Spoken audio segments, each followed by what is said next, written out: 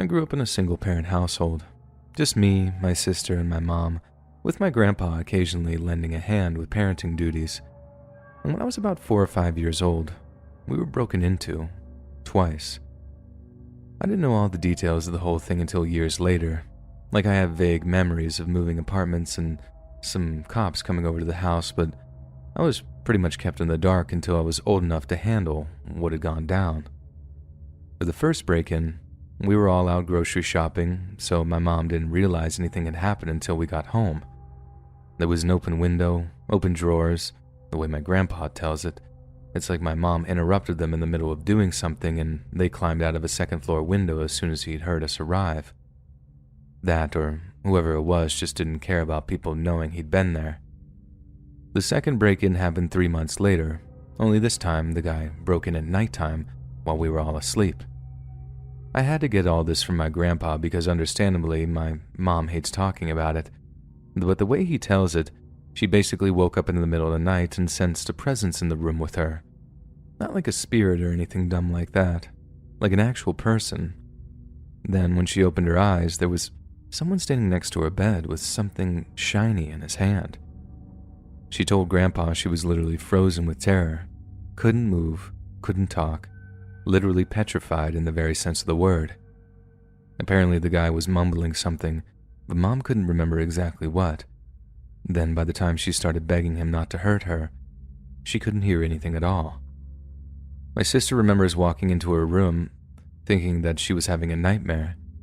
She asked Mom if she was okay. Mom threw the covers from over her head, saw the guy was gone, then noticed the second-floor window was open where the guy had used the same escape route as the first break-in. She put my little sister back to bed. I obviously have no memory of this because I was asleep. She called 911, then she called my grandpa. Grandpa said the cops found faint, muddy footprints all over the house, including in our bedrooms, so he'd obviously taken his time exploring the place before he'd woken my mom up. Only, this guy hadn't just been exploring.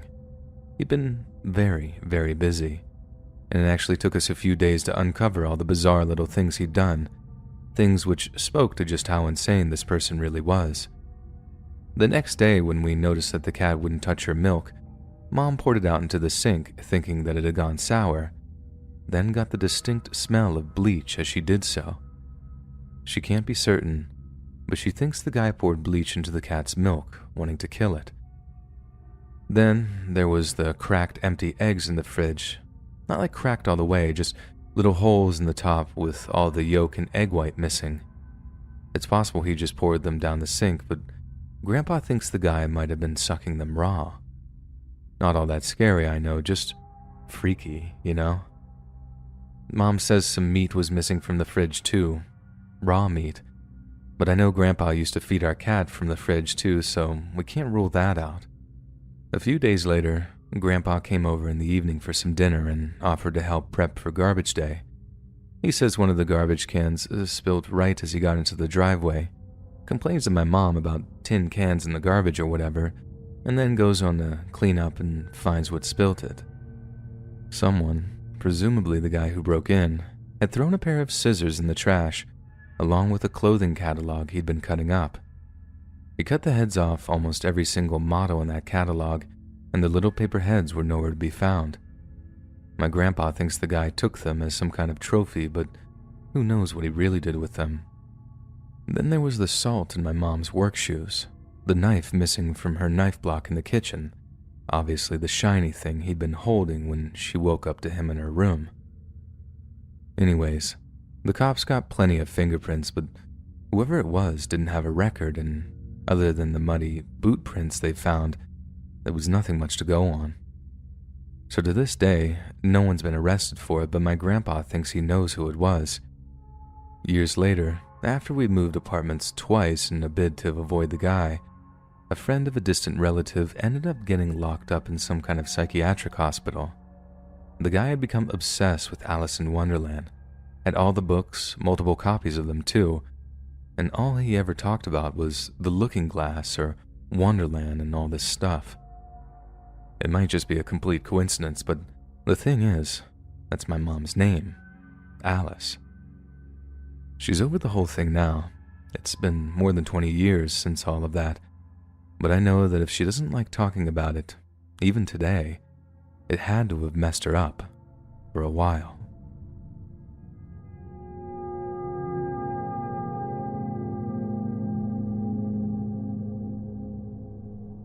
I've only ever told 2 people this story, mainly because I'm scared to, but also because I'm sort of complicit in the whole thing. Sometimes I feel that if I wasn't so cowardly, I'd have just gone to the police and the whole ordeal would have been over in less than 24 hours. But that's obviously not what happened, or I wouldn't even be writing this. By November of last year, the whole lockdown thing had me pretty miserable. I hated being stuck in some crummy little apartment, but after a while I realized this wasn't so much because I hated being stuck indoors. It was more that I just hated the apartment I was living in. So despite it being a terrible time to pack up and move apartments, I decided to look for a new place. I found a place I liked surprisingly quickly, and after a thorough virtual viewing that took place over FaceTime, I offered to put down a deposit. The landlady said I could move in on the first day of December, less than a week from the time I was calling her, and that they were just finishing off a few repairs. It sounded totally legitimate. The lady seemed cool, but when it came to me asking for the contact info of the former tenant just to get an idea of what I was in for, she told me she didn't have any contact details for him. I was like, huh? What? Well, how did you keep in touch with the guy?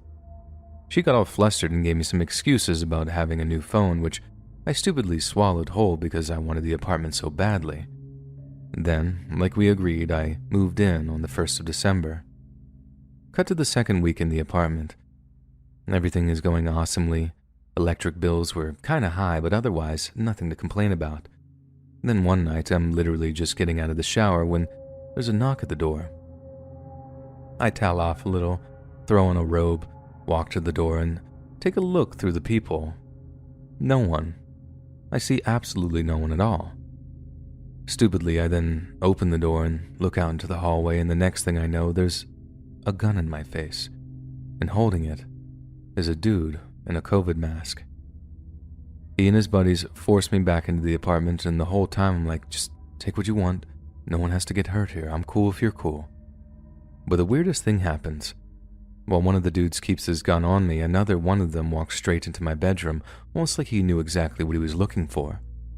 One of his buddies follows, and I see this big old sledgehammer in his hand. I start asking what's going on, but the guy with the gun cuts me off and tells me to shut up. So I did.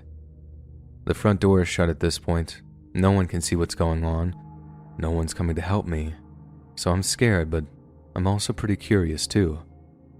That's when I hear these banging sounds coming from the bedroom, sounding exactly like one of them was demolishing some drywall. And as it turns out, that's exactly what they were doing. I hear a few more bangs before one of the guys shouts, "Yeah, boy, there it is, just like you said." The next thing I know, the guys are reappearing with a dusty sports bag in their hands. He unzips it and just sees rolls and rolls of dirty-looking dollar bills. Like there had to be at least $500,000 there, at least.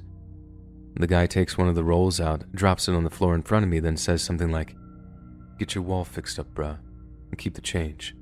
But don't tell no one we've been here. Otherwise we come back, you heard me?" I just nod.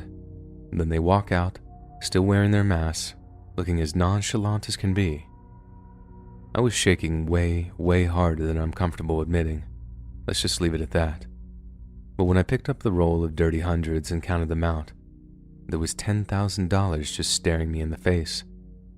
If you never had that kind of cash money on you, it makes you nervous. But I knew I'd be spending it pretty fast on getting my drywall fixed up, as well as other home improvements. The first being a big deadbolt on my apartment door.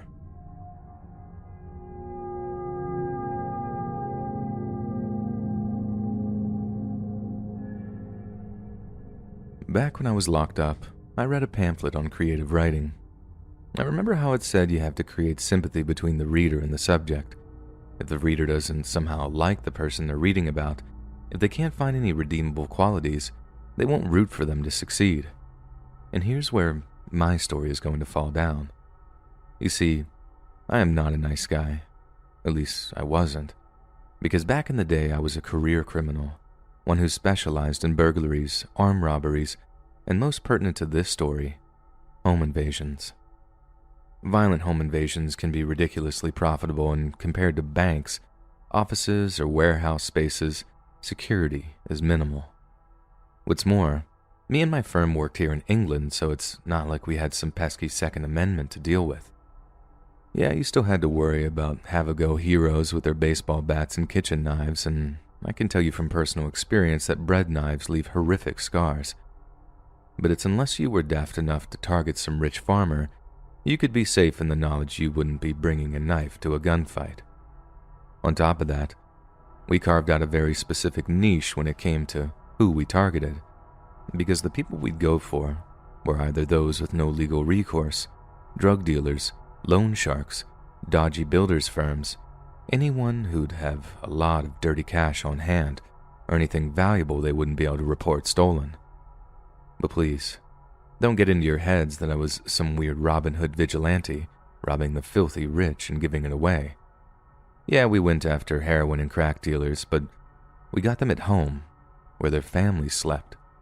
We threatened their kids. Little kids, man.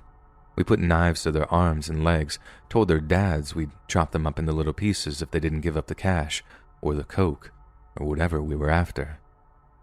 Like I said, we were top scumbags. But here's where the incentive to read on comes in, because I'm sure many of you will be pleased to hear that we got what was coming to us. In fact, I might not live to see 2022, and to explain why, we have to go all the way back to around early April of 2015, when a very exciting bit of information made its way through the grapevine to us. So, our little firm had 4 blokes in it. Me, who did the lion's share of the planning, Kev, the driver, Sean, who was basically the muscle, but definitely had his head screwed on too, and Phil, who brought in the jobs, and who was the closest thing we had to a leader. Phil comes down to the pub one day, and we can tell right away he's got something on his mind. He's all smiles, just orders a Red Bull, and when he sits down in the booth, he's practically rubbing his hands with glee. He then tells us that he had a mate that drove minicabs for a living, and over the previous month, he'd gotten 5 different jobs driving these gorgeous young Eastern European girls out to this big house in Surrey. Clandon Park House, he said its name was.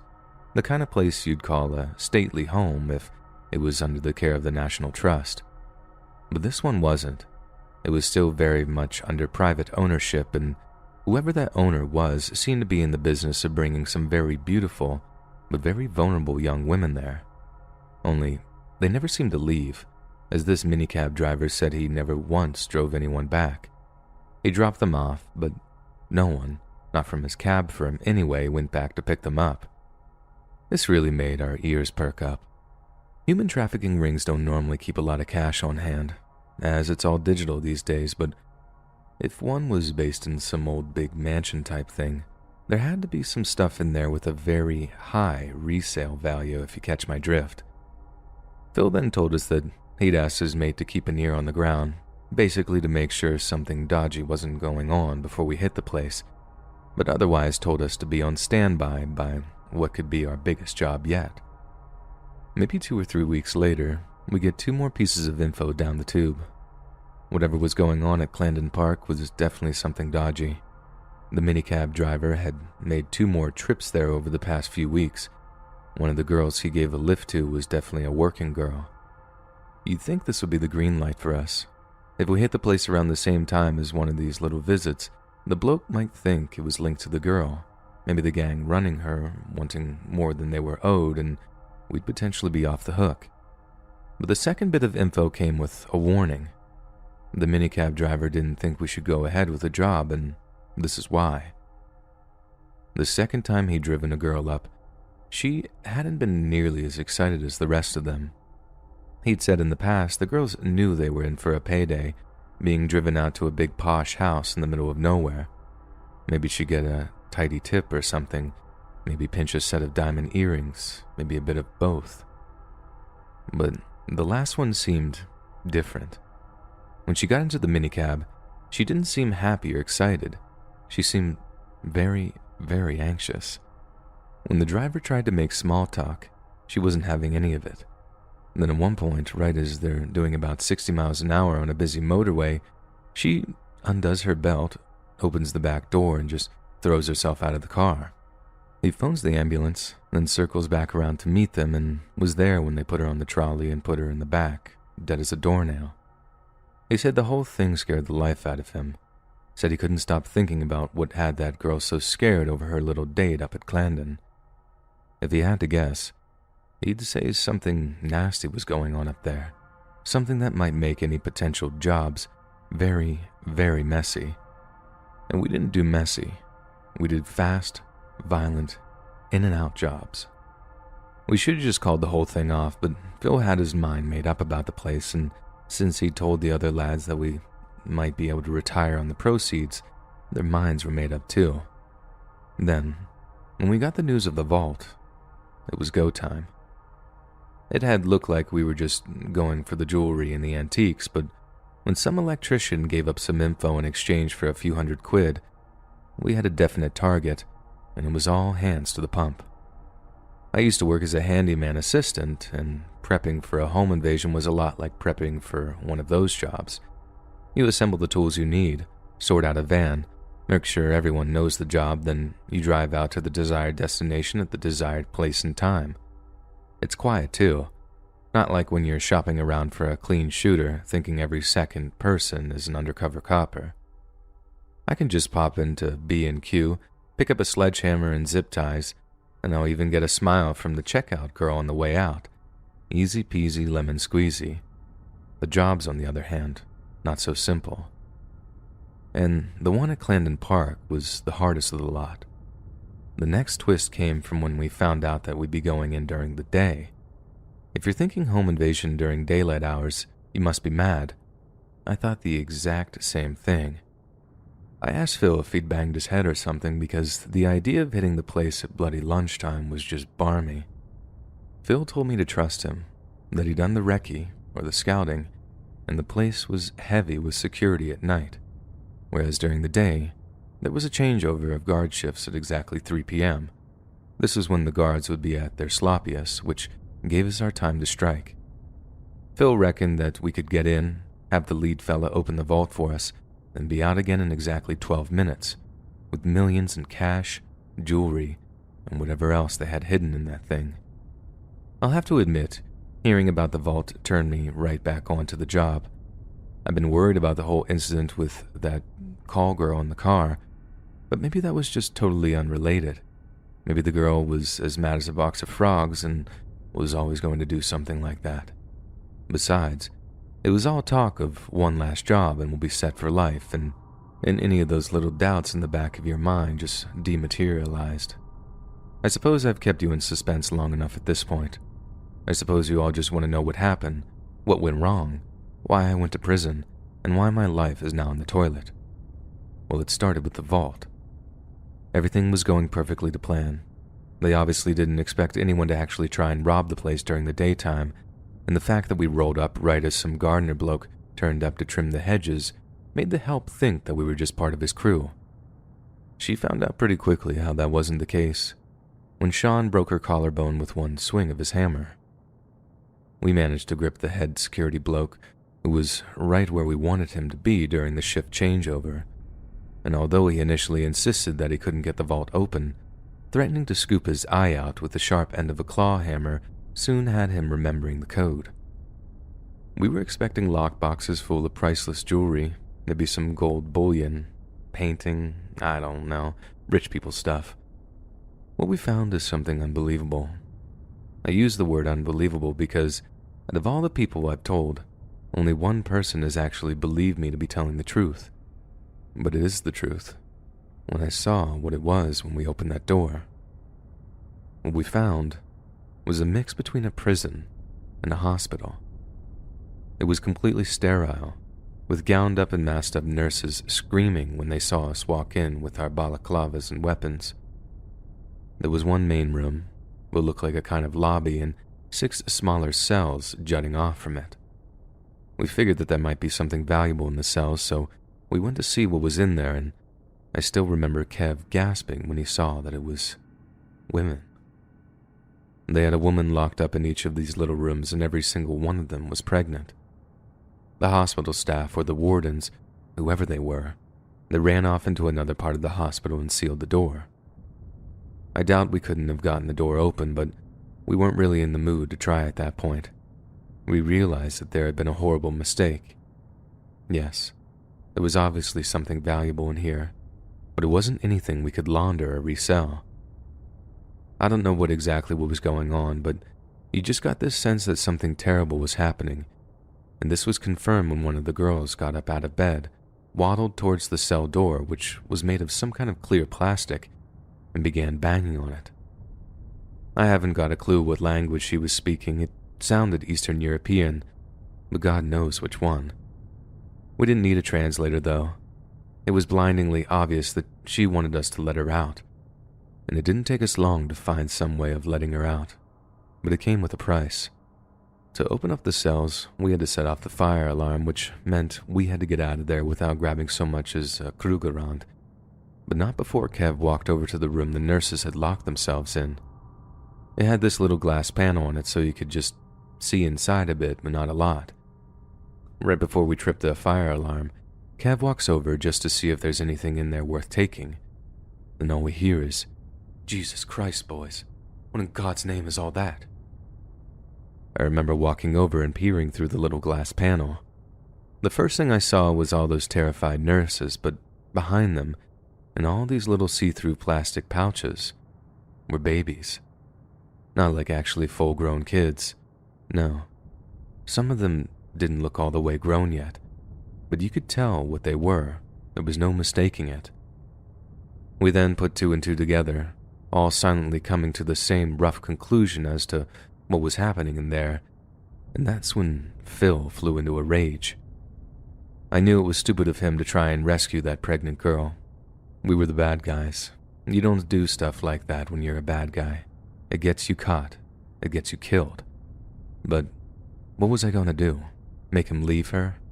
Phil was about a foot taller than me, so generally speaking, whenever Phil wanted to do something, it got done. On the way out to the van, Sean stopped near these big long curtains. Phil just about tore his head off asking him what in God's name he was thinking, but later, when he saw him pulling out a lighter and set fire to a dusty pair of drapes, he said he just smiled in approval. We piled into the van just before 4 in the afternoon, and I remember that clearly because of the little digi-clock on the dashboard. As Kev turned the van around, I saw smoke coming up from one of the windows, and I remember hoping the place burned to the ground. We drove so fast that I think we were almost back in London before we saw a fire engine zooming past us going the other way, and thankfully, that was the only time we saw blue flashing lights behind us. The pregnant girl apparently didn't know a bit of English, and was crying and saying thank you, over and over again as we drove back. She didn't know much though, only enough to repeat the phrase Tottenham Court Road when we asked her where she lived. We dropped her off, all went our separate ways. Kev got rid of the van, and apparently that was that. We never had a visit from the coppers with the big key. It took us ages for word of the fire to reach the airwaves, and for all intent and purposes, the raid never bloody happened in the first place. Only, we couldn't forget about it, or rather, Kev wouldn't let us. The prick wouldn't shut up about it, worrying about the girls, wanting to try to find the one we'd saved or call in some anonymous tip to the police. And I'm perfectly sure he did too. Calling a tip, I mean. He never told us he did, but I know, because Kev was the first one to turn up dead. They said he topped himself, but anyone who knew Kev knew he wasn't like that. He didn't leave a note, didn't tell anyone he was depressed or anything. Phil was next, or rather, if they did get him, his body was never found.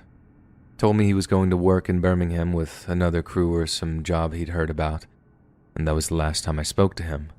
His phone was disconnected about a week or so after he got the train up there. I hope he's alright, but part of me knows that he's gone now. I turned myself into the police when they found Sean. Someone had broken into his flat and beat him to death. Sean. Big 6-foot-something Sean. Amateur boxer Sean. They'd smashed him to the point where he was unrecognizable. If Sean wasn't safe, neither was I. When I first tried to confess to having started the fire, the police told me I had to have been mistaken. Clarendon Park had told them that it was an electrical fault in the basement that started the fire, so they basically refused to arrest me for it. I had to tell them almost everything to get them to believe me, even gave them a rough idea of the van's reg number so they could track it with motorway CCTV. Clarendon Park didn't want to press charges, apparently. Not until the police wanted to search the property, then, all of a sudden, they were fine with me taking the blame for it. Funny that, isn't it? What I also find funny is how none of it ever appeared in the paper. In fact, on their website it still says that they had a fire in 2015 and that it was an electrical fault, not an arson attack. But I know what happened. No one believes me, but I know what happened. I got 9 years for arson, with a few other convictions tagged onto it, damaging a grade 2 listed building and whatnot. But there was a chance I'd be out in 6. I know they tried to have me killed in jail, whoever they are. Some kid appeared on E-Wing around Easter of 2017. No one knew him. No one knew what he was in for.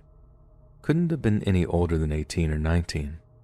Kid tried to shank me up with the sharpened end of a toothbrush.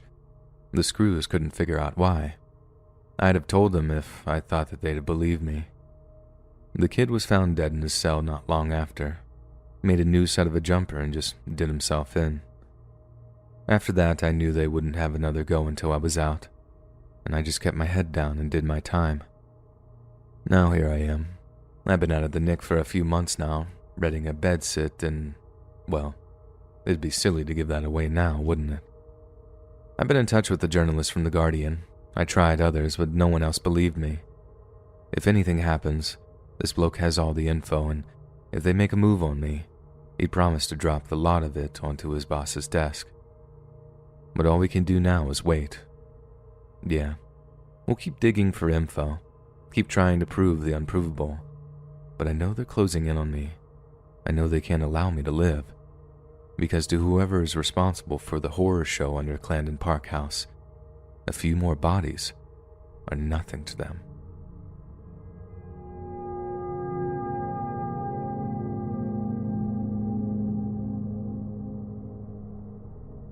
In the summer of 2007, the Petit family of Cheshire, Connecticut consisted of Dr. William Petit, his 48-year-old wife Jennifer, and their 2 daughters, 17-year-old Haley and 11-year-old Michaela.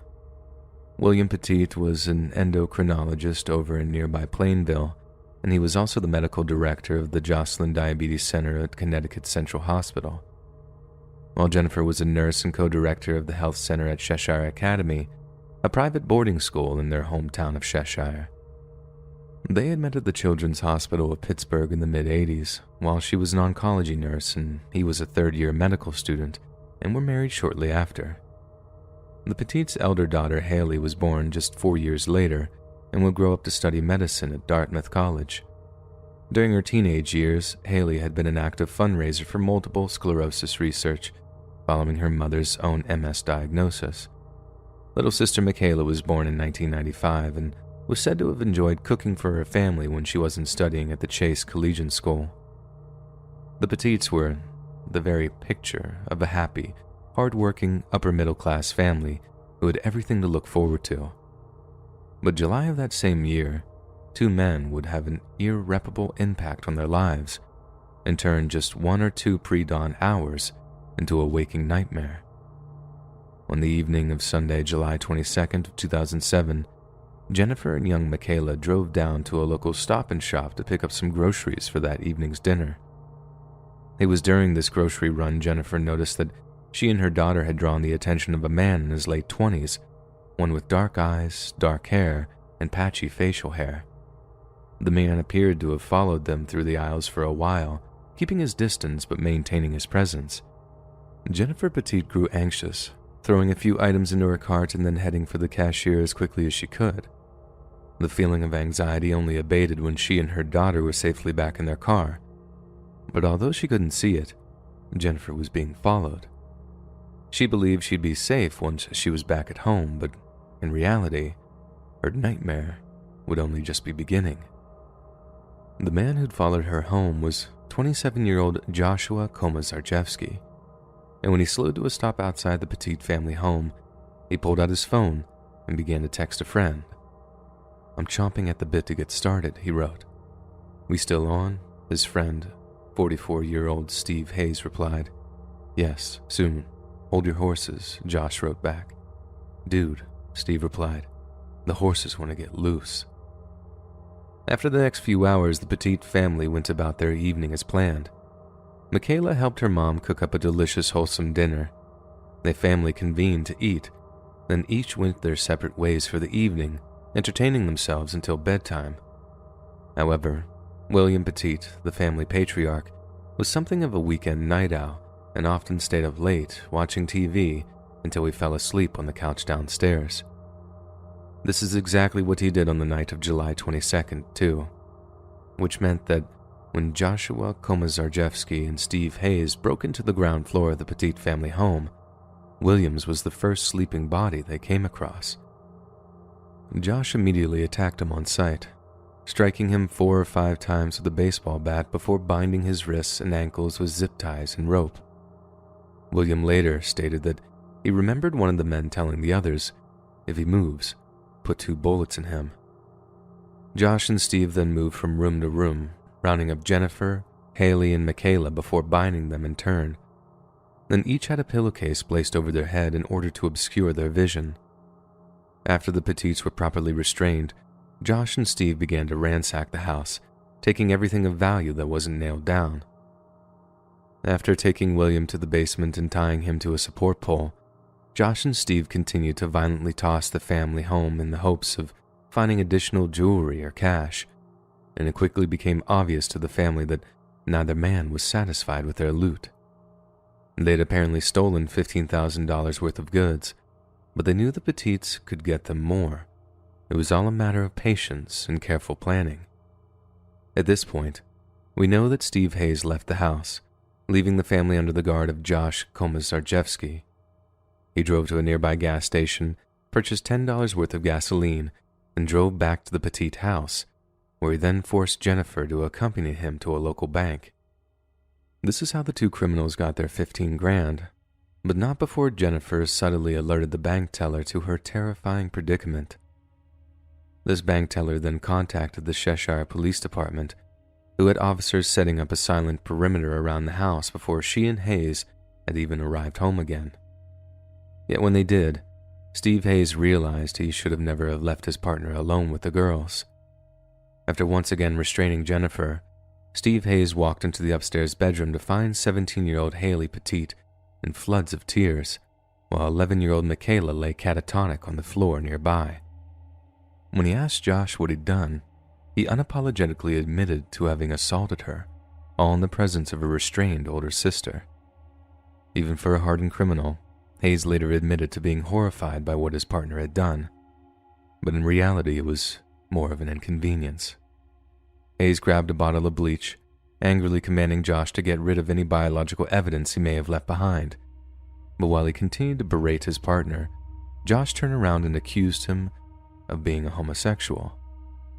Hayes denied it, arguing that Josh had simply overcomplicated the situation, but Josh insisted, repeatedly accusing Hayes of being attracted to men. So then, in order to prove his partner wrong, Hayes dragged Jennifer Petit into another room and assaulted her, all just to prove a point. Jennifer screamed a blood-curdling scream as she tried and failed to fight her attacker off. Her husband William tried to shout up some encouragement from downstairs, willing her to hang on just a little bit longer. That's when he heard one of the invaders say, "Don't worry, it's all going to be over in a couple of minutes." William later said he realized that this indicated that they were going to be executed, that he experienced a jolt of adrenaline that enabled him to escape his bindings and flee the house. He later told a courtroom that, "I thought, it's now or never, because in my mind at that moment, I thought they were going to shoot all of us." Hayes was still assaulting Jennifer Petit when Josh walked in to tell him that William had somehow escaped. Hayes was furious, immediately murdering Jennifer by strangulation before rushing out to his truck to retrieve the gasoline he'd purchased. Haley and Michaela were still upstairs, both tied to a king-size bed in the master bedroom, and we can only imagine their horror when they realized that Steve Hayes was dousing their entire family home in gasoline. Maybe they smelled the distinct petroleum smell before he ever appeared, but Hayes burst into the bedroom and began to pour that very same gasoline onto their clothing, their skin, and their hair. I can't imagine that there were words to even describe that level of fear, dread, and horror. When he was done saturating the house, and with callous indifference in his heart, Steve Hayes struck a match and then set the home ablaze. As the home burned around her, 17-year-old Haley managed to break out of her restraints and run out into an upstairs hallway. However, she was almost immediately overcome by smoke, collapsing and dying in the hallway. Michaela's body was still tied to the bed, and an autopsy indicated that her burns may have started while she was still alive. As we mentioned, their father was about to escape the house, and he limped over to a neighbor's yard for help. His injuries were so grievous that despite living next to him for years, his neighbor didn't recognize William at first, and had to wait for a verbal confirmation before he ran to call the cops. Meanwhile, as the house burned, Josh and Steve escaped in the Petit family car, but crashed shortly afterward, allowing the police to catch and arrest them. In the police interviews that followed, both Josh and Steve confessed to the murders. Detectives noted that Hayes reeked of gasoline during his interview and tried to pin almost everything on Josh, clearly still angry that his negligence had allowed William Petit to escape. Josh, on the other hand, openly called William a coward and told detectives that he could have saved his family if he wanted to. But who exactly were these pair of remorseless psychopaths who seemed to have no problem escalating a simple robbery into an assault and live cremation? Stephen J. Hayes, born May 30th of 1963 in Homestead, Florida, received his first adult conviction at age 16. Between then and the time of his arrest in 2007, Hayes was arrested over 30 times, mostly for small-time robberies such as smashing a car window to steal a lady's purse. It's clear that he was a career criminal, and that he committed some horrendous crimes during his tenure, but compared to his partner, Steve Hayes was a veritable Boy Scout. Born on August 10th of 1980, Joshua A. Komazarjevsky was born to a teen mother who was unable to care for him. After being placed in an adoption center, Joshua was taken into the care of Benedict Komazarjevsky, the son of theatrical director Theodore Komazarjevsky and dancer Ernestine Stodel. He was a mostly quiet and well-behaved child, but by age 12, Josh began to display the rather horrifying symptoms of a dark and destructive mental illness, best illustrated in an instance in which Joshua's sister accused him of touching her. At the penalty phase of his trial, Josh's adopter's father would publicly admit that this was true, and that Josh had been struggling with predatory inclinations from a very young age. Josh committed his first burglary when he was just 14 years old, and by 2002, he was arrested for almost 20 separate home invasions. It was around this time that Josh told his defense attorney that after robbing the house, he would go to the rooms where the occupants were sleeping and listen to them breathe, adding that he did so because he enjoyed the feeling of invading people's homes and violating their security. He spent 5 years in prison for his crimes, eventually being paroled in April of 2007, just a few weeks from the Petit home invasion. After being paroled, Komazarjevsky stayed at what was known as the Silliman Halfway House, and this is where he and Steve Hayes first met. Following their trials in 2010 and 2011 respectively, both Josh and Steve were sentenced to death for their crimes. Both sentences would eventually be reduced to life terms after some unconnected political wrangling, but even so, both men sought ways to make their punishments easier to bear. On August 18th of 2016, after being transferred to another prison for his safety, Josh Komazarjevsky attempted to hang himself in the prison transport vehicle. He was unsuccessful and has since been placed on an almost permanent watch by the state correctional institution he currently resides at. Steve Hayes, on the other hand, declared himself to be a transgender woman on October of 2019.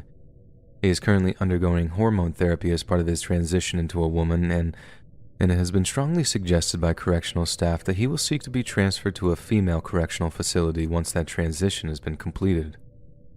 It's clear that while one man sought to end his own life, the other wishes to begin a new one. Perhaps Steve Haves really does just wish to be a new person, one unburdened by the sin of his assault and murder. He'll get a second karmic roll of the dice, a new shot at life, but that's far more than we can say for the Petit family and its sole survivor, William. For William has always been haunted by what happened that night, and by his own admission, has never been able to get over it. Yet as he languishes in the eternal agony of pointless and violent loss, the men who killed his family simply carry on trying to forget, trying to move on, but there will always be blood on their hands.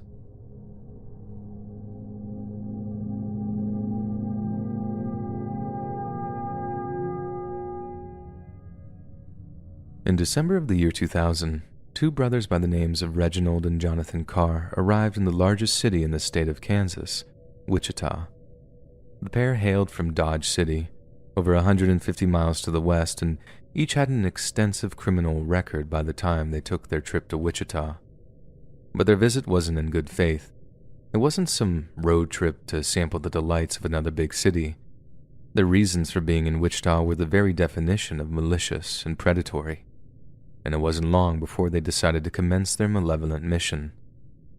On December 8th, Wichita State University baseball player Andrew Schreiber stopped at a convenience store to buy some Skoal chewing tobacco. Out of nowhere, the Carr brothers appeared behind him as he was returning to his car and forced him at gunpoint to withdraw money from ATMs until his card refused more transactions.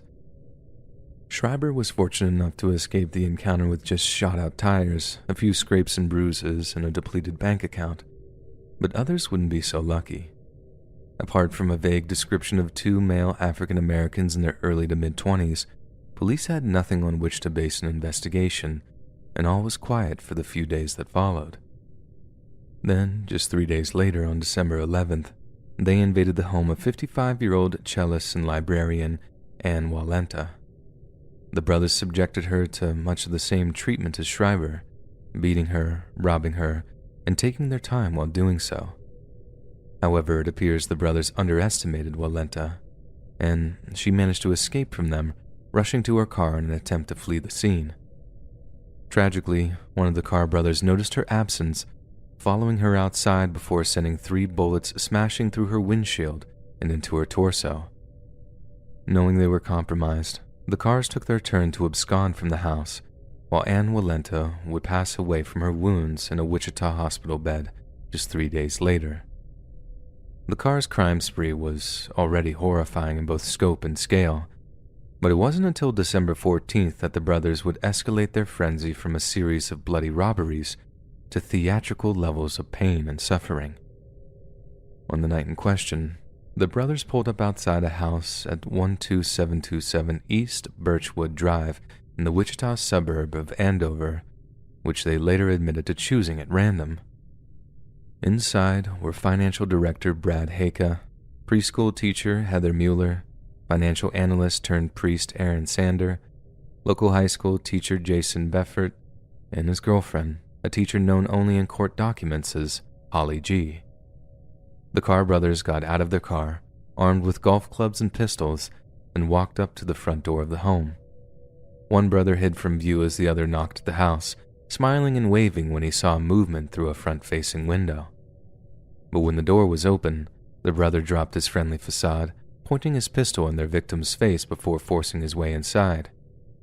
Once all 5 of the home's occupants had been corralled into one of the home's back rooms, the Carr brothers began to pillage their belongings. At one point, one of the brothers opened up a popcorn tin, emptying its contents and observing a small jewelry box that fell out. When he opened it, he found a diamond engagement ring, but instead of simply pocketing the ring and moving on, the brothers found the discovery to be highly amusing. They marched back into the room in which they detained the home's occupants and demanded to know who the ring belonged to. That's how Holly G found out that high school teacher Jason Beffert was planning on proposing to her, not in a moment of joyous surprise, as it was intended to be, but in a moment of absolute dread and terror.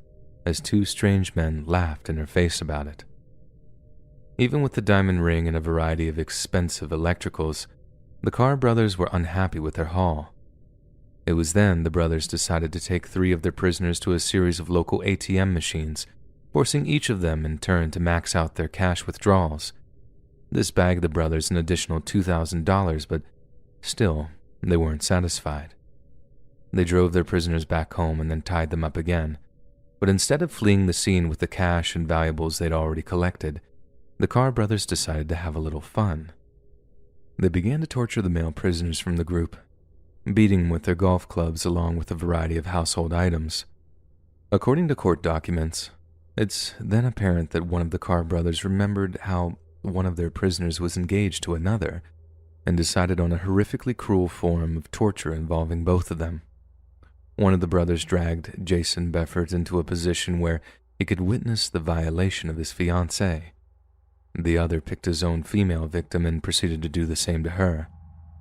This horrendous torture and abuse went on for more than an hour, with the brothers taking turns to beat and violate each one of their terrified prisoners. When they grew bored of the violence, they packed their prisoners into one of their own cars and drove them out to the Stryker soccer complex on the outskirts of Wichita. As it was late at night, the complex was completely abandoned, and there was no one to stop the brothers from forcing their prisoners from the vehicle and marching them out into one of the soccer fields. They were lined up, forced to kneel, then each of them was shot execution style right in the back of the head before one of the Carr brothers drove over them in the truck they'd been driving.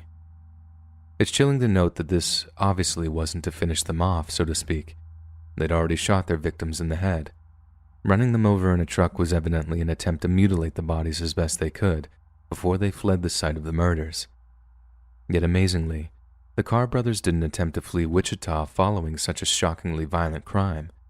In fact, they didn't even leave the neighborhood. They drove straight back to the home of the victims they'd left lying in the snow and began to utterly destroy the place with their golf clubs. It was then that they found Holly's pet dog, Nikki, who had been so scared during the attack that she'd ran and hid under a kitchen cabinet. One of the Carr brothers enticed the dog towards him with some cold cuts taken from the home's refrigerator. When approached, he smashed it to a pulp with the golf club he was holding. Only when the home had been utterly ransacked did the Carr brothers even think to depart, but they did so safe in the knowledge that any potential witnesses had been silenced, and that in all likelihood they would never have to answer for their crimes. But they were wrong. Back at the Stryker soccer complex, blood-soaked, tire-tracked bodies lay motionless in the snow, all except one. Holly G., though bruised and bloodied and battered, slowly began to open her eyes. She couldn't remember how she got into that snow-covered soccer field, nor did she recognize the bodies of the people lying next to her. All she knew was that she needed to find her boyfriend. She needed to find Jason. And that's how she ended up walking almost a mile in the freezing Wichita night, half naked, bleeding and terrified, but still alive. Around a half hour later, a middle-aged couple were awakened by someone pounding at their door. It was 25-year-old Holly G., bleeding and half frozen, and according to the homeowner, she apparently opened with, "I need to tell you my story before I die." Miraculously, Holly G. survived the attack and would go on to positively identify both brothers using prior mugshots. Both were tracked down the day after the home invasion and were taken into custody following a long and volatile standoff with police. The local district attorney said that based on the evidence, the motive for the murders was robbery, yet he didn't seem to take into account that neither brother seemed satisfied, even when they killed their victims. He failed to touch on how they returned to the house, not to erase any potential evidence, but to continue to destroy all they found. Regardless, thanks to Holly G's testimony, both brothers were convicted of nearly all 113 counts against them, including kidnapping, robbery, 4 counts of capital murder, and 1 count of first-degree murder. They were each sentenced to death for the capital murders as well as life in prison, with decades to serve before eligible for parole. Following their imprisonment, sensationalized news coverage of the Carr brothers' vicious crime spree created widespread panic in the greater Wichita area, resulting in a huge spike in the sales of firearms and state-of-the-art home security systems. The fact is, we live in a time when these kinds of crimes are relatively rare. Over the past few decades, violent crime has actually decreased in the Western world, whereas the reporting of it has increased in volume and intensity. It gives us the false impression that things are getting worse when in reality, data might suggest the very opposite. But it's also very true that we can never truly eliminate the dangers that lurk out there in the dark. There will always be monsters. There will always be evil. And sadly, there will always be innocent victims. Hey friends, thanks for listening. Click that notification bell to be alerted of all future narrations. I release every Monday, Wednesday, and Friday at 7 p.m. Eastern Standard Time. If you got a story, be sure to submit them to my subreddit, r/Let'sReadOfficial, and maybe even hear your story featured on the next video. And if you want to support me even more, grab early access to all future narrations and bonus content over on Patreon, or click that big join button to hear about the extra perks offered for the channel. And check out the Let's Read podcast, where you can hear all of these stories in big compilations and save huge on data, located anywhere you listen to podcasts. Links in the description below. Thanks so much, friends. And remember,